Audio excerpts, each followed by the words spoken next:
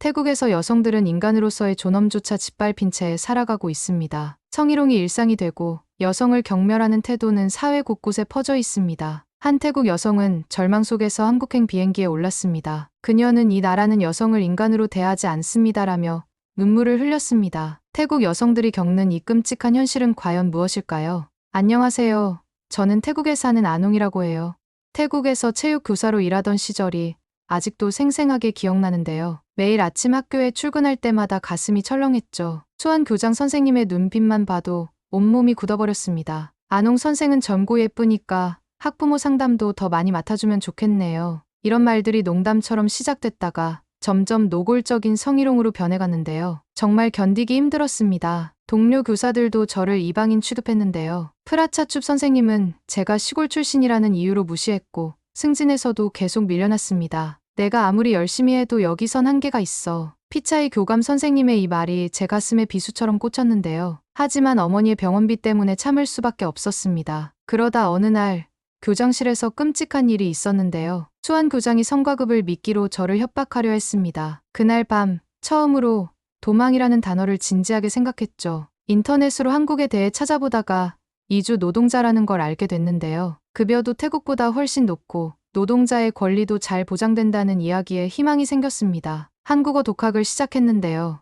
유튜브로 한글을 배우고 잠깐씩 짬을 내서 한국 드라마도 봤습니다. 방콕 외곽의 수얼롱 시장에서 새벽부터 아르바이트를 하면서 비행기 값을 모았죠. 힘들 때마다 아농, 너는 할 수 있어라고 스스로를 다독였는데요. 어머니께는 차마 말씀드리지 못했습니다. 마지막 출근 날 교무실 책상을 정리하면서 울컥했는데요. 교사라는 꿈을 이루기 위해 얼마나 노력했는지 학생들과 보냈던 행복한 순간들이 스쳐 지나갔습니다. 특히 제가 가르쳤던 수파 같은 아이들의 웃는 얼굴이 자꾸 떠올랐죠. 하지만 이대로는 안 된다는 걸 알았는데요. 더 나은 미래를 위해서, 어머니를 위해서, 그리고 무엇보다 저 자신을 위해서 변화가 필요했습니다. 짐을 꾸리면서 한국어 교재를 넣었죠. 태국에서의 마지막 밤, 창문 너머로 방콕의 불빛을 바라보며 생각했는데요. 이게 도망일까? 새로운 시작일까? 답은 알 수 없었지만 한 가지는 확실했습니다. 더 이상 누군가에게 억압받지 않는 삶을 살고 싶다는 거였죠. 소환기 공항으로 향하는 택시 안에서 제 인생에서 가장 큰 모험을 시작한다는 게 실감났는데요. 불안했지만 동시에 이상하게 편안했습니다. 마치 오랫동안 숨막히는 물속에서 헤엄치다가 드디어 수면 위로 올라온 것 같은 기분이었죠. 이제 더 이상 물러설 곳이 없다는 것도 알았는데요. 새로운 시작을 향한 첫걸음을 내디디면서 마음속으로 다짐했습니다. 이건 도망이 아니야. 나의 새로운 시작이고 반드시 성공할 거야. 라고 생각했는데요. 그때는 몰랐지만 이 결정이 제 인생을 완전히 바꿔놓을 거였습니다. 인천공항에 도착했을 때의 그 차가운 공기가 아직도 생생한데요. 한국의 겨울은 태국과는 완전히 달랐습니다. 떨리는 마음으로 입국 심사대를 통과하고 나왔는데요. 처음 보는 한글로 가득한 표지판들이 저를 반겼죠. 송탄에 있는 전자부품 공장에서 일하게 됐는데요. 기숙사에서 처음 만난 룸메이트 수안이랑 티차는 베트남에서 온 언니들이었습니다. 서툰 한국어로 서로를 소개하면서 웃음이 났는데요. 그래도 같은 처지라 마음이 편했죠. 첫 출근 날 김민우 반장님이 작업장을 소개해 주셨는데요. 생각보다 깨끗하고 체계적인 시스템에 놀랐습니다. 태국에서 들었던 것처럼 정확한 시간에 쉬는 시간이 주어졌고 잔업을 강요하지도 않았죠. 처음에는 기계 조작법을 배우느라 실수도 많이 했는데요. 박수진 언니가 차근차근 가르쳐 주셔서 점점 익숙해졌습니다. 월급날이 왔을 때 정말 기뻤는데요. 태국에서 받던 월급의 3배나 됐습니다. 바로 어머니께 절반을 송금했는데요. 어머니는 전화기 너머로 우시면서 아농, 너무 고생하지 마라 고 하셨죠. 제가 공장에서 일한다는 걸 아시고는 마음 아파하셨지만 약값 걱정은 덜어드릴 수 있어서 다행이었습니다. 한국어는 생각보다 더 어려웠는데요. 특히 존댓말과 반말의 구분이 너무 힘들었습니다. 실수로 반장님한테 반말을 썼다가 얼굴이 빨개진 적도 있었는데요. 다행히 반장님이 웃으면서 넘어가 주셨죠. 퇴근 후에는 노동자지원센터에서 하는 한국어 수업을 들었는데요. 거기서 만난 선생님이 정말 친절하게 가르쳐 주셨습니다. 주말이면 동료들과 송탄시장에 가는 게 즐거웠는데요. 처음 먹어보는 한국 음식들이 신기했죠. 특히 떡볶이는 처음에는 너무 매웠지만 지금은 제일 좋아하는 음식이 됐습니다. 수안이랑 티차랑 같이 요리해 먹으면서 고향 이야기도 하고 한국에서의 꿈에 대해서도 이야기했는데요. 서로에게 힘이 됐습니다. 점점 공장 일에 익숙해지면서 자신감도 생겼는데요. 제품 검사하는 눈이 좋다고 칭찬도 받았죠. 실수를 하지 않으려고 더 꼼꼼히 확인하고 새로운 기술도 배우려고 노력했습니다. 태국에서는 꿈도 꾸지 못했던 자기개발의 기회가 여기서는 주어졌는데요.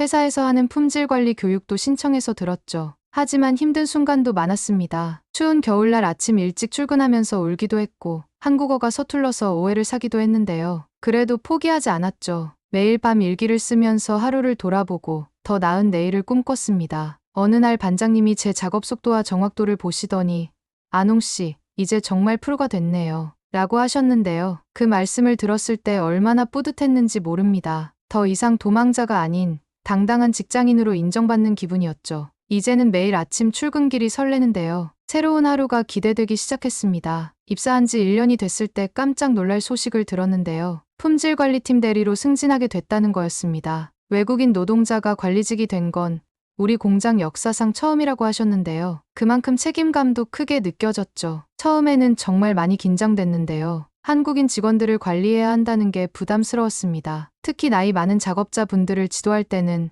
더욱 조심스러웠는데요. 하지만 정중하게 대하면서도 업무적으로는 원칙을 지키려 노력했죠. 품질 관리 업무는 생각보다 훨씬 복잡했는데요. 불량품 발견뿐만 아니라 그 원인을 분석하고 예방책을 세우는 일까지 해야 했습니다. 매일 밤 품질 관리 관련 책을 공부했는데요. 유튜브로 전문가들의 강의도 찾아보면서 열심히 배웠죠. 제가 제안한 새로운 검수 시스템이 도입됐을 때는 정말 뿌듯했는데요. 불량률이 30%나 감소했다는 결과가 나왔습니다. 이진우 과장님께서 안홍 대리 덕분이야 라고 하셨을 때는 눈물이 날 것 같았는데요. 태국에서는 상상도 못했던 순간이었죠. 그러다 우리 공장에 새로운 외국인 노동자들이 들어왔는데요. 미얀마에서 온 태태와 인도네시아에서 온 아이였습니다. 그들이 저와 똑같은 어려움을 겪는 걸 보면서 도와주고 싶었는데요. 경영진에게 외국인 노동자 지원 프로그램을 제안했죠. 우리도 처음엔 다 그랬잖아요. 라고 말씀드리면서 설득했는데요. 다행히 회사에서 긍정적으로 받아들여 주셨습니다. 주말마다 한국어 스터디 모임을 만들고 업무 매뉴얼도 영어로 번역했는데요. 신입 외국인 노동자들의 적응 기간이 훨씬 단축됐죠. 어느 날은 태국에서 온 동생 솜차이가 성희롱 문제로 상담을 요청했는데요. 예전에 제 모습이 떠올랐습니다. 바로 인사팀에 보고하고 대책을 요구했는데요. 회사에서도 신속하게 처리해 주셔서 다행이었죠. 이런 일을 겪으면서 제가 해야 할 일이 더 분명해졌습니다. 직원 교육 프로그램에서 강의를 맡게 됐을 때는 많이 떨렸는데요. 하지만 제 경험을 나누면서 다른 사람들에게 도움이 될 수 있다는 게 기뻤죠. 실수해도 괜찮아요. 저도 그렇게 배워왔으니까요. 라고 이야기하면서 용기를 주려고 했습니다. 퇴근 후에는 대학원 진학을 준비하기 시작했는데요. 품질 경영학과에 가서 더 전문적인 공부를 하고 싶었습니다. 한국 언응력 시험 공부하느라 매일 새벽까지 책상에 앉아 있었는데요. 그래도 더 넓은 세상으로 나아갈 수 있다는 희망이 있어서 힘이 났죠. 이제는 아침마다 거울을 보면서 달라진 제 모습이 신기한데요. 더 이상 두려움에 떠는 태국의 그 체육교사가 아닙니다. 제 목소리로 의견을 내고 다른 사람들을 이끌어가는 리더가 됐는데요. 이런 변화가 믿기지 않을 때도 있지만 자부심을 느끼죠. 이제는 다른 사람들에게도 할 수 있다는 희망을 전해주고 싶은데요. 그게 제 새로운 꿈이 됐습니다. 주말마다 이주노동자 센터에서 봉사를 시작한 건 우연한 계기였는데요. 센터장님이신 김미란 선생님께서 통역 자원봉사를 부탁하셨습니다. 처음에는 망설였지만 제가 받은 도움을 다른 사람들에게도 나눠주고 싶어서 시작했는데요. 그게 제 인생의 또 다른 전환점이 됐죠. 처음 만난 분들 중에 미얀마에서 온 나잉린이 기억에 남는데요. 공장에서 성희롱을 당했지만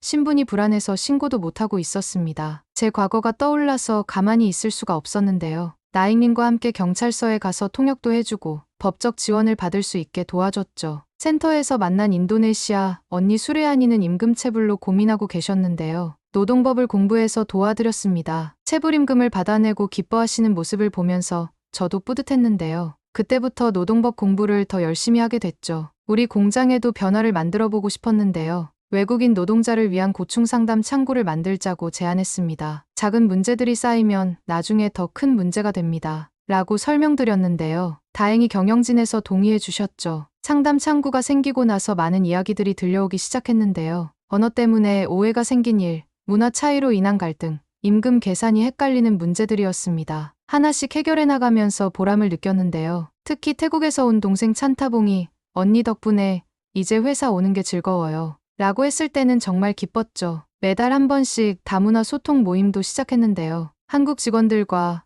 외국인 노동자들이 서로의 문화를 이해하는 시간을 가졌습니다. 김치 담그기도 하고 태국 솜 만들어보고 베트남 월남쌈도 배웠는데요. 음식을 나누면서 자연스럽게 마음의 벽도 허물어졌죠. 어느 날은 베트남에서 온 린이 울면서 찾아왔는데요. 가족들한테 돈을 보내느라 본인한테는 하나도 쓰지 못하고 있다고 했습니다. 저의 이야기를 들려주면서 위로해줬는데요. 재정관리 방법도 알려주고 간단한 저축 방법도 가르쳐줬죠. 공장 내 안전교육도 이제는 다국어로 진행되는데요. 제가 직접 번역을 검토하고 보완했습니다. 작업 중 다치는 일이 확실히 줄어들었는데요. 이런 작은 변화들이 모여서 큰 차이를 만든다는 걸 실감했죠. 얼마 전에는 지역 신문에서 인터뷰를 요청해 왔는데요. 성공한 이주 노동자 사례로 소개하고 싶다고 했습니다. 인터뷰하면서 제 이야기가 누군가에게 희망이 될 수 있다는 생각에 가슴이 뭉클했는데요. 태국에 계신 어머니께서도 기사를 보시고 자랑스러워하셨죠. 요즘은 이주 노동자 센터에서 한국어를 가르치기도 하는데요. 수업 준비하느라 바쁘지만 너무 즐겁습니다. 학생들의 눈빛에서 제 과거가 보이는데요. 여러분도 할 수 있어요. 저도 그렇게 시작했으니까요.